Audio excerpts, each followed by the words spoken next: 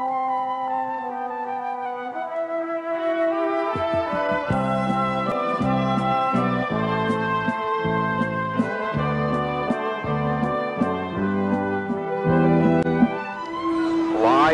via satellite from Chabad Lubavitch World Headquarters in Brooklyn, New York.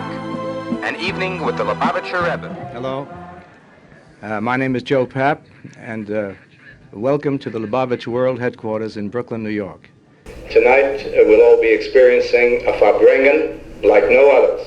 This is celebration 80 in honor of the 80th birthday of the Lubavitcher Rebbe, Rabbi Menachem Mendel Schneer's son.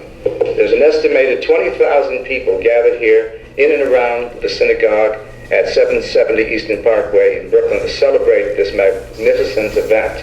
And this program is being beamed to millions of viewers all over the world via satellite. And with me tonight is Rabbi Manis Friedman from Minnesota. Hello, Manis Friedman. And I had the experience, of tuning in one night, late at night, to a cable station.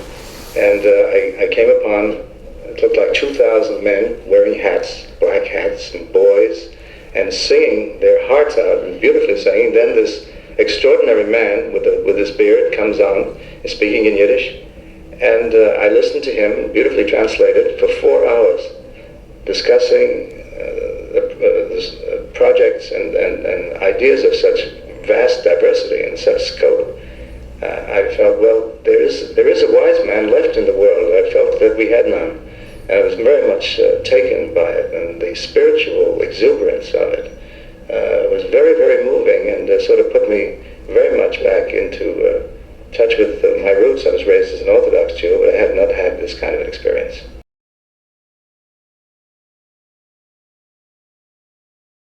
Very emotional.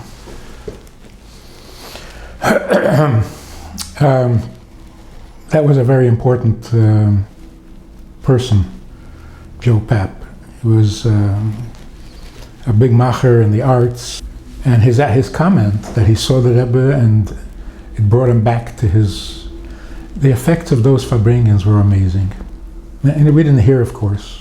It was all over the world. Who knew what was going on? But that's a typical, the Rebbe's ability to reach out worked through the camera, it was personal. So it was an amazing thing, and why it stopped is still a bit of a mystery. Why the Rebbe stopped, but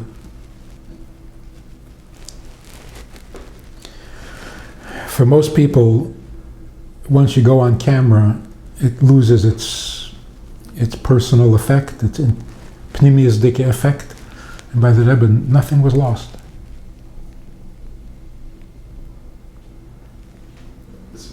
Were you nervous beforehand? Certainly the first few times, but it wasn't like can I really do this?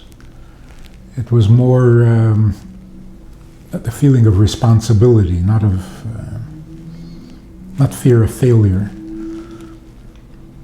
but it was definitely adrenaline high when the Rebbe started speaking, and you just had to shut everything down and just go with it, and at the same time be careful what you say. So it was interesting.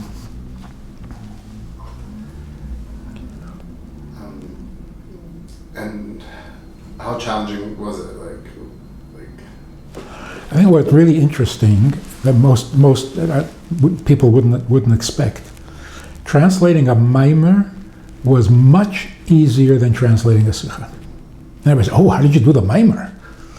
The mimer was easy. The mimer is smooth. It flows. A sikha is back and forth. Question and answer. A havamina.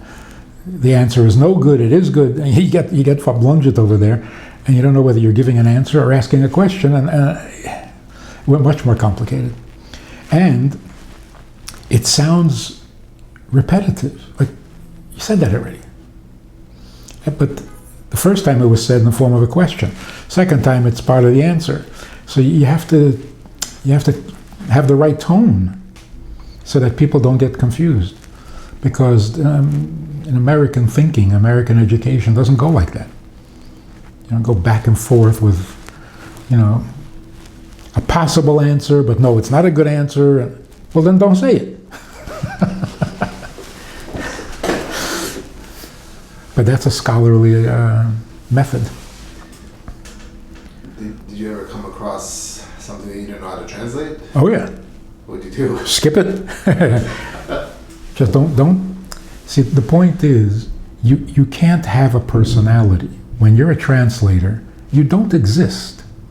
You're not supposed to draw any attention to yourself because you're not there. You're just the voice. So if you get confused and you say, you don't exist with your confusion. Don't bring it into the picture. Just flow. Go with what is being said. You skipped a piece, you missed something. Well, if you allow your own confusion to show, you stop being a translator. Well, a few times when the Rebbe said something that was really humorous, and I kind of, reacted to it. Wrong. Nobody needs to hear you laugh. You're a translator. You're just a voice. Don't have a personality. So when the Rebbe gets really, really serious, don't change your tone. No, don't act. Just say in English what is being said. And Yiddish is a completely different language and has different nuances. So if you translate verbatim, you make no sense. Absolutely no sense. Like, how do you say in English, Haknish Kinchainik? If you translate it, it makes no sense whatsoever. Don't bang on the tea kettle? What does that mean? So you can't translate verbatim. You have to say what is being said, not the words. It's I don't know. I listened to a Fabringen now, and I can't imagine how you could possibly translate it simultaneously. And you can't try to understand too much, because again, that shows your own personality. And if you go, well, the Rebbe didn't say you can't do that. You have to be invisible.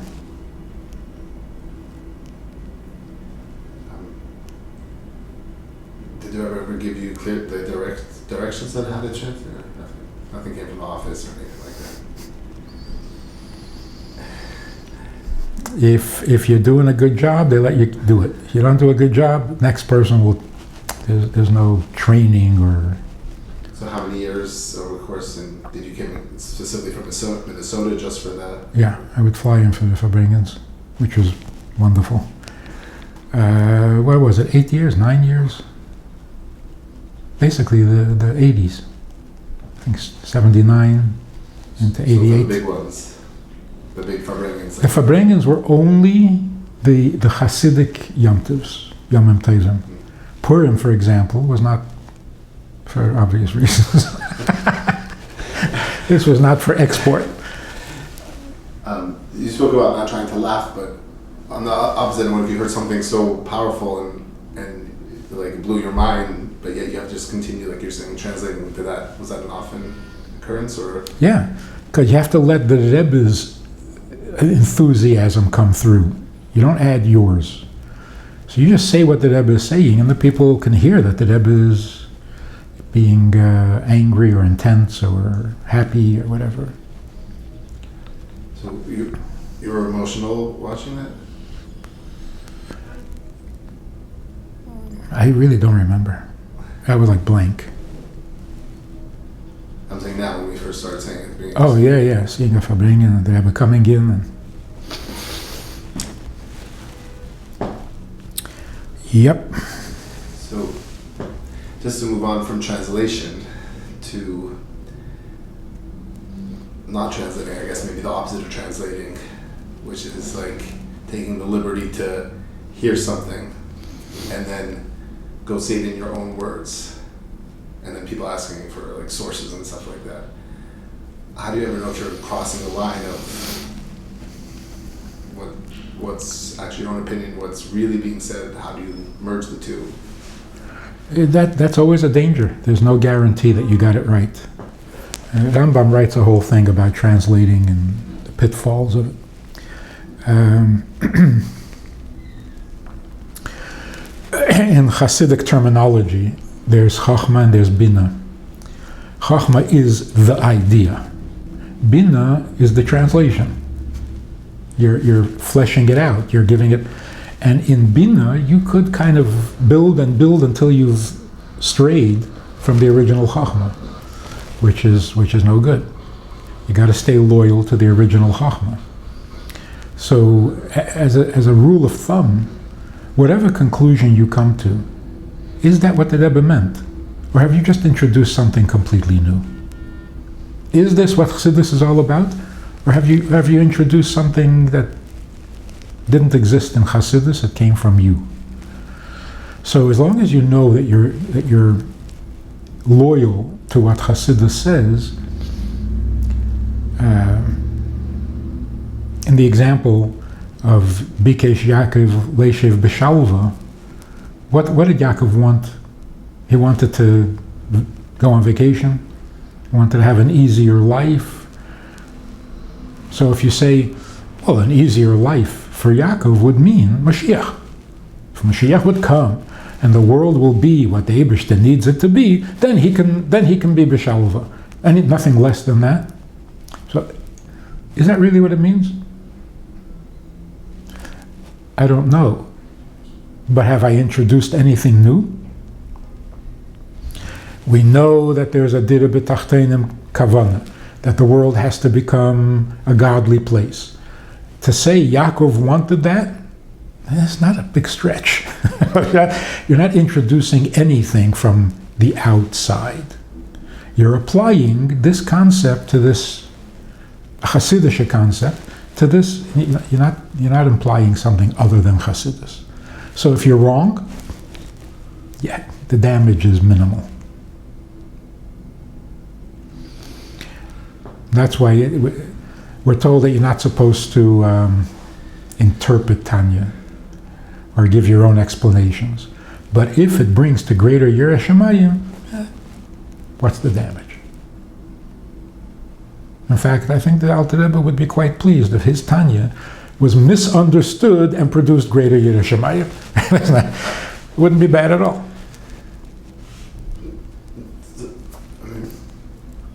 Does it ever bother you when people ask you for sources about things that you say? There are some things that need a source, but other things that are so fundamental. It's like, Bereshis bar Elikim. In the beginning, God created. Wait. Where does it say there is a God? Where does it say? I don't know. It doesn't say. It doesn't. There's no quote for there is a God. Some things really shouldn't need a quote, because you can't start with a quote, because who are you quoting? So what does it mean, where does it say? Where does who say? So you got to start with an Eibishter who says stuff. So like, what's an example of something that you perhaps speak about often, that people ask for a source that you think? Well, the dramatic statement that the Eibishter needs us more than we need him. Well, where does it say that? Where does it say that? I didn't exist, you didn't exist, and the Eibishter decided to create the world. So who needs? I mean, it is so obvious. It is. Where does it say that? The whole thing is about that. The Torah is not about, some say Torah is not a history book. Torah is the Eibishter's personal diary. Imagine God is keeping a diary. What would it look like? What would it sound like? The Torah. Dear diary, I created the world today. It was a mess. And I had to really clean it up. So I said, let there be light, and there was light. Come on, it's his diary. So, does he need this? What kind of question is that? You start off by saying, he created the world. Yeah, does he need it? What an insulting question. No, he doesn't need it. He was doing it absent-mindedly. What kind of question is that? So some things that are intuitively necessary and correct. What do you mean, where's the source? Reality is not a book.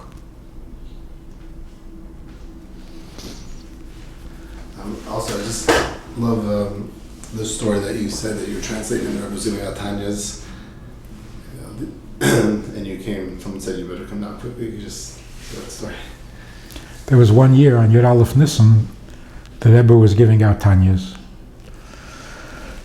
And the camera was still on. We were still satelliting, or whatever it was called back then.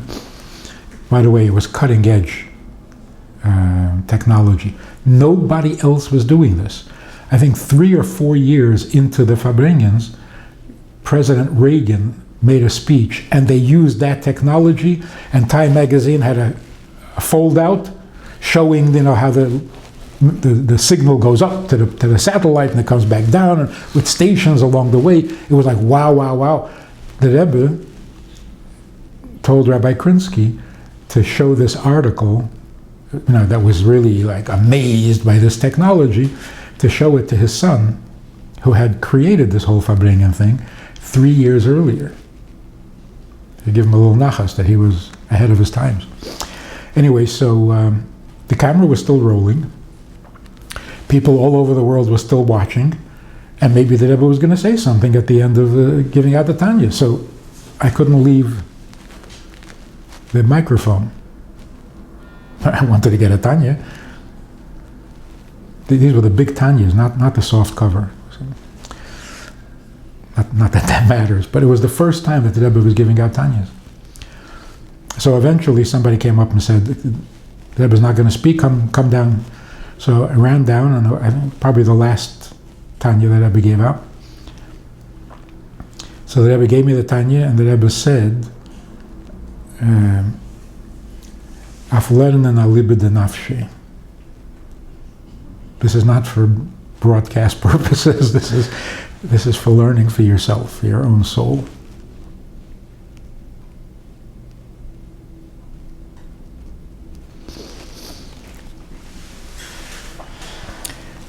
When you're translating, obviously, you can't avoid processing what you're hearing through your own mind.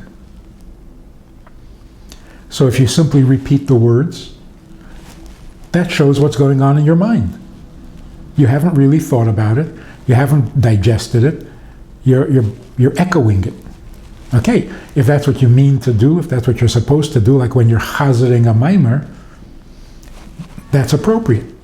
Don't add a single syllable that isn't in the maimer. You're just chazering a maimer. But if you're learning or teaching, it's got to go through the process. It's inevitable. So when you read the writings of famous Chassidim who wrote about Chassidus, like in Hatomim, you can recognize immediately who's writing it, because they have their own style, their own way of thinking, their own favorite take on things, their own view. So what, that shouldn't happen? Of course it has to happen. So it's inevitable that if you process, you have to leave your signature on it, so to speak.